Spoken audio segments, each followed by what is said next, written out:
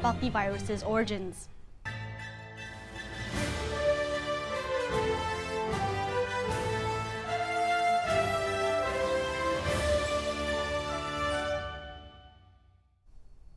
President Donald Trump is slamming China on Truth Social, accusing Beijing of violating recent tariff agreements.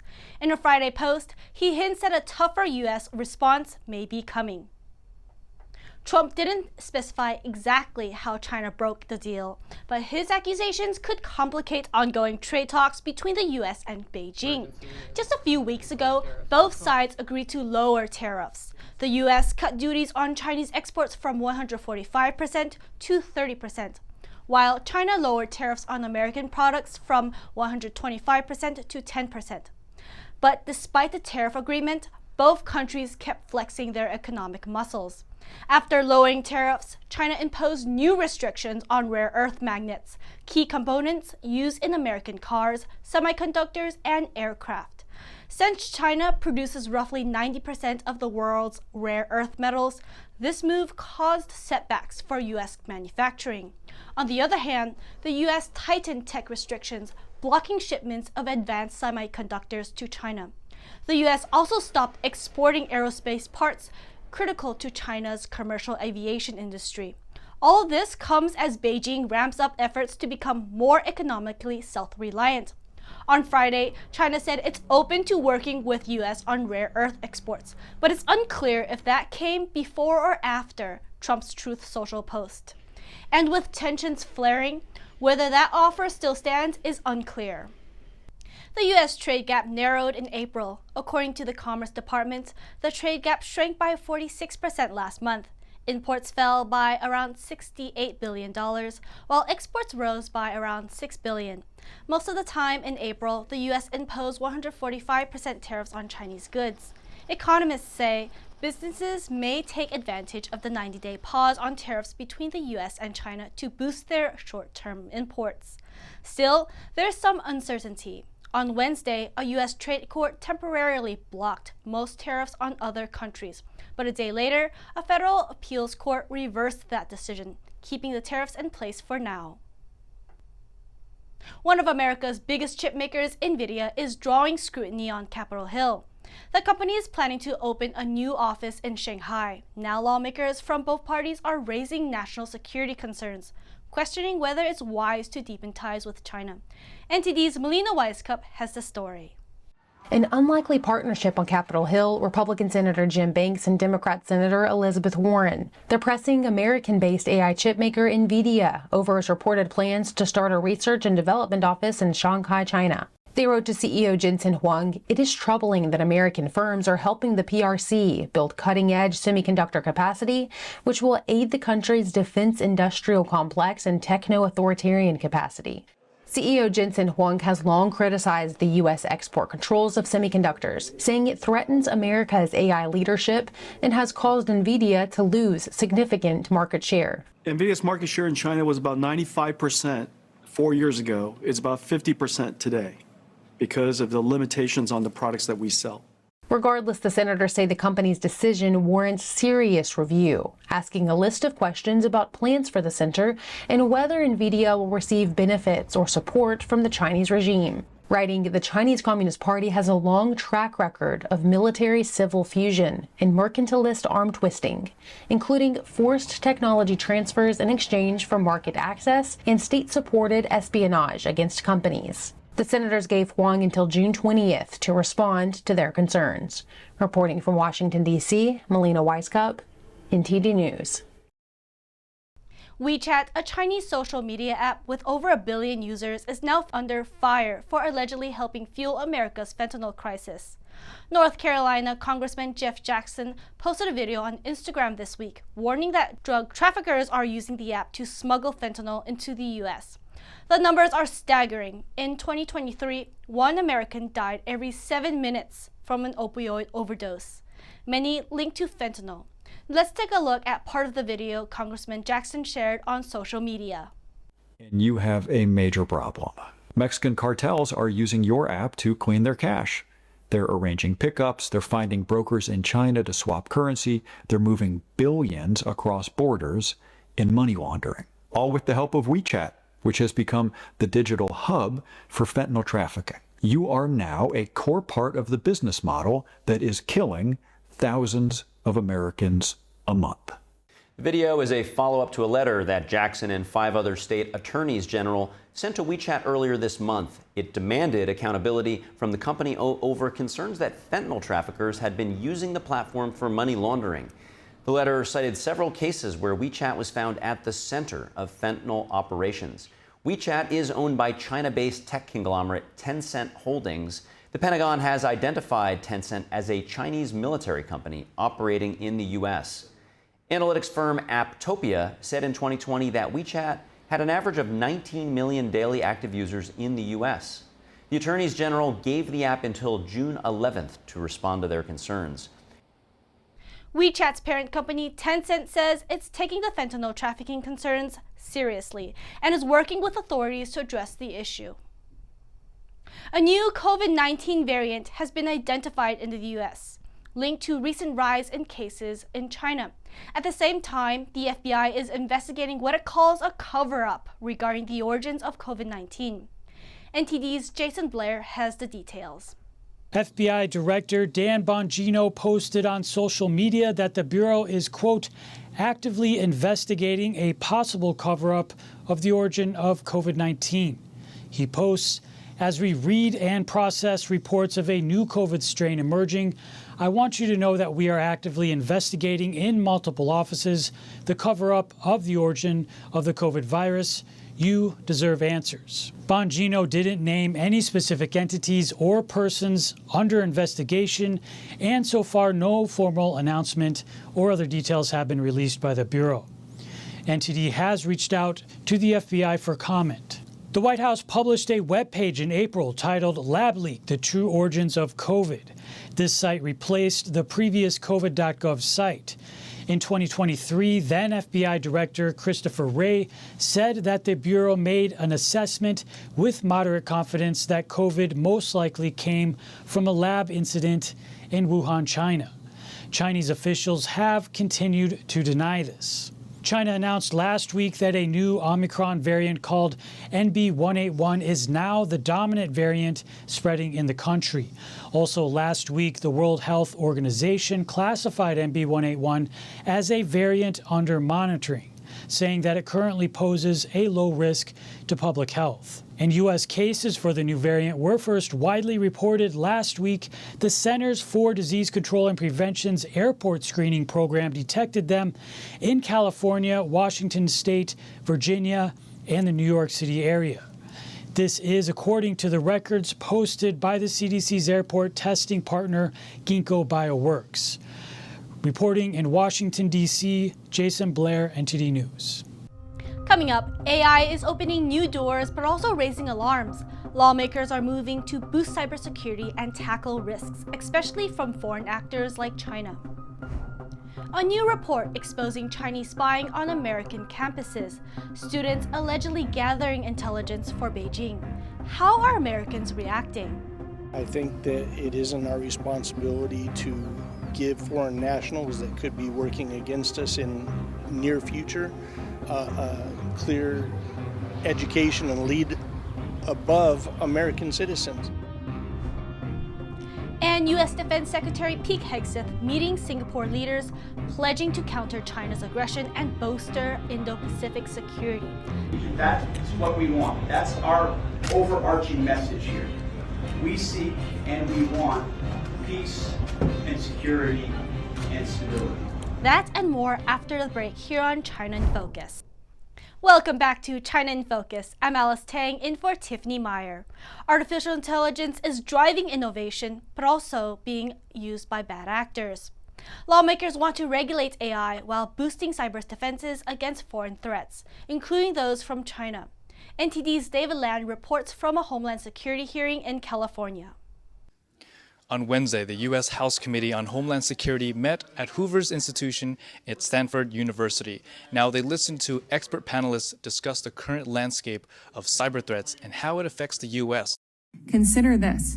Every single day, Palo Alto Networks blocks up to 31 billion cyber attacks. Up to 9 million of those daily attacks represent novel attack methods never previously seen. To stay a step ahead, relentless innovation must be central to our cyber defenses.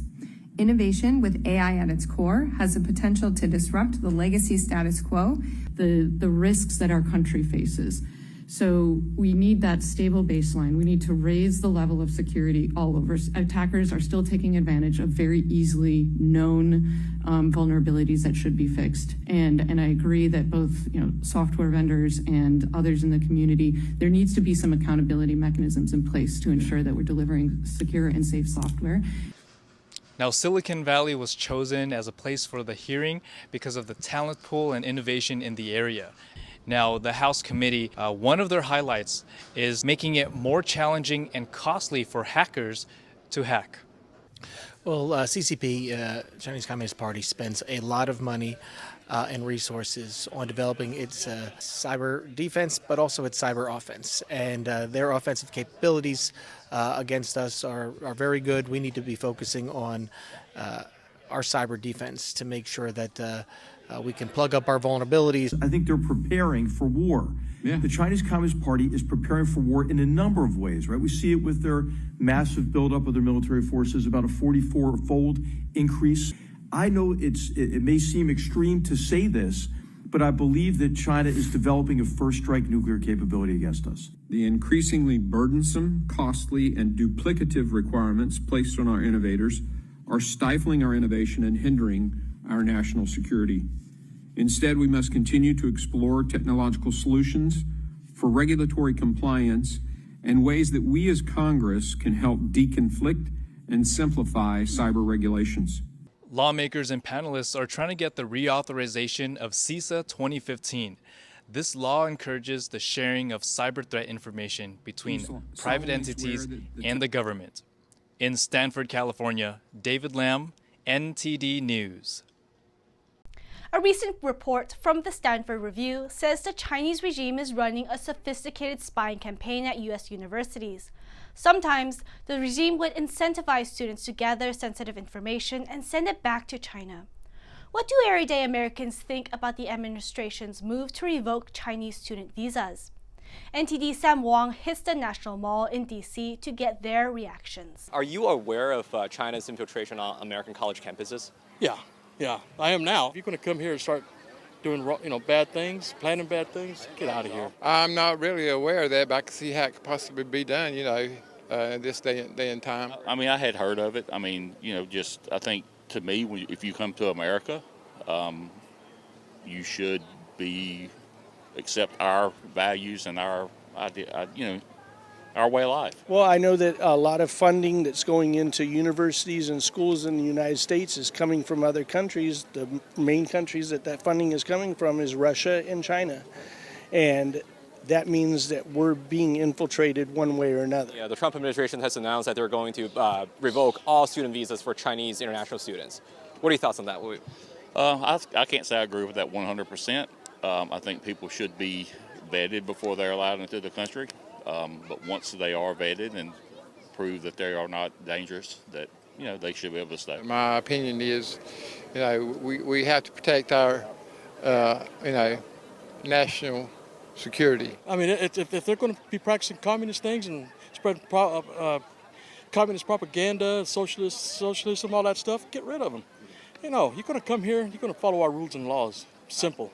Very simple. It's common sense. I don't think the overwhelming, we just have to cut them all out of our campuses and college in general. I mean, if we find out that they're, trying to infiltrate our country and, spread their ideals or, communist ideas and stuff, I mean, I don't think that's a good thing. I think that it isn't our responsibility to give foreign nationals that could be working against us in near future clear education and lead above American citizens.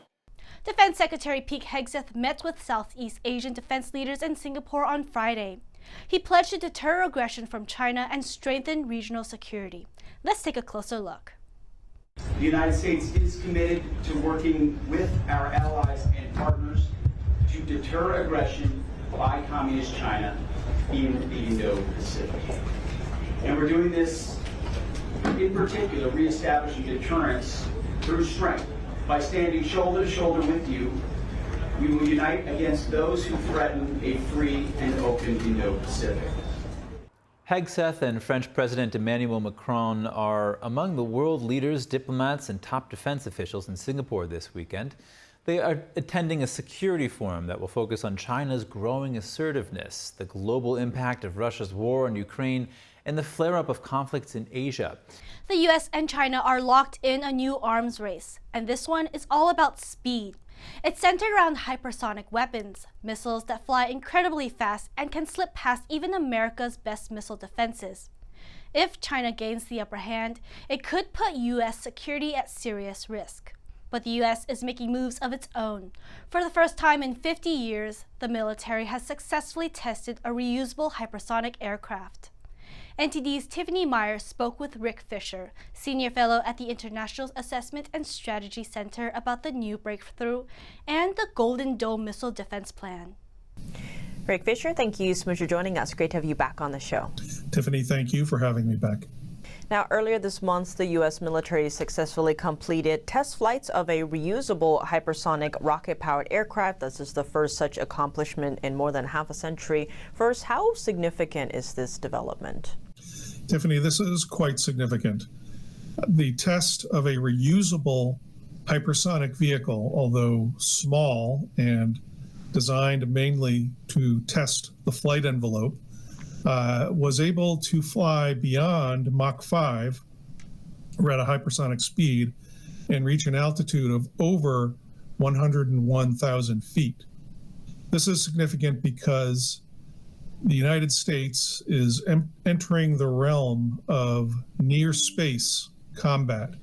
This is the area just below low Earth orbit, a region that has been heavily targeted by China to be able to dominate and thereby dominate future wars. On that note, how does this reusable one compare to China's abilities? Well, both countries are essentially testing test article aircraft. Neither has a combat-capable hypersonic aircraft, but this could develop very quickly.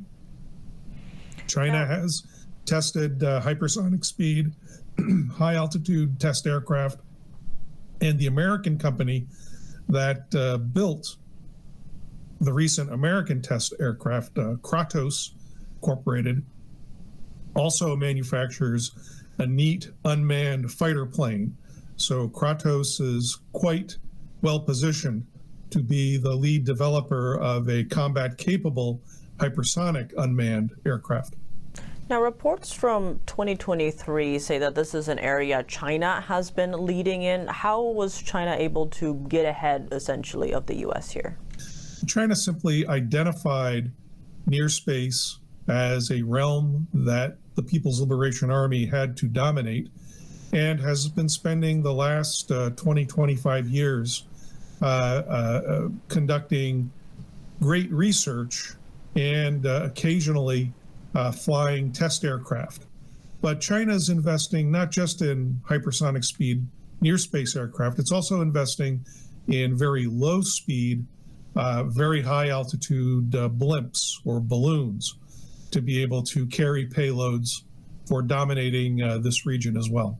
Is that like the Chinese spy balloon we saw floating across the U.S.? But only much larger and capable of far higher altitudes. Speaking of those emerging threats and defending, President Trump recently unveiled his plans for a Golden Dome similar to Israel's Iron Dome, but this would protect the continental U.S., the skies above it, from missiles, both hypersonic and also nuclear, mainly from Russia, China, and Iran. How viable is this? Well, President Trump is very determined that this program get underway as quickly as possible and produce results before the end of his term. That is most likely the best way to preserve the Golden Dome.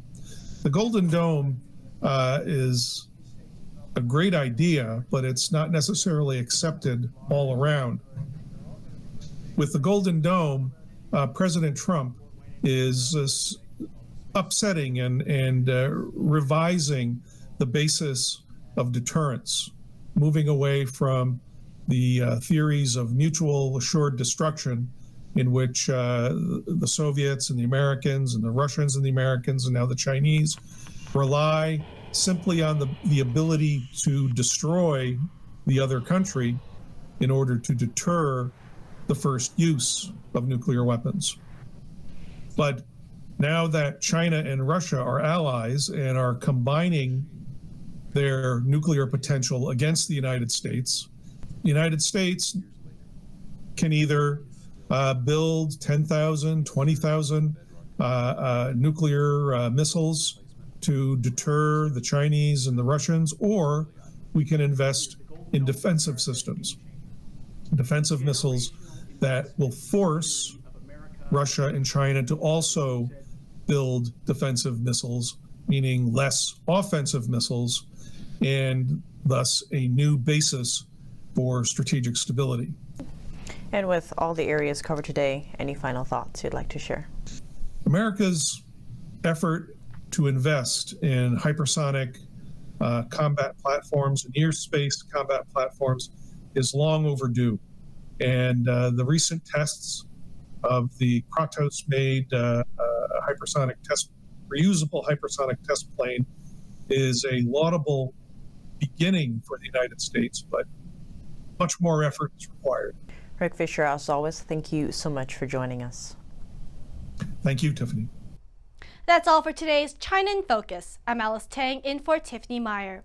If you have any feedback on the show or have something you'd like to see us cover, send us an email at chinainfocus@ntd.com. We love to hear from you. For round-the-clock original news coverage, visit us at ntd.com or download our NTD app. Thanks for watching. See you soon.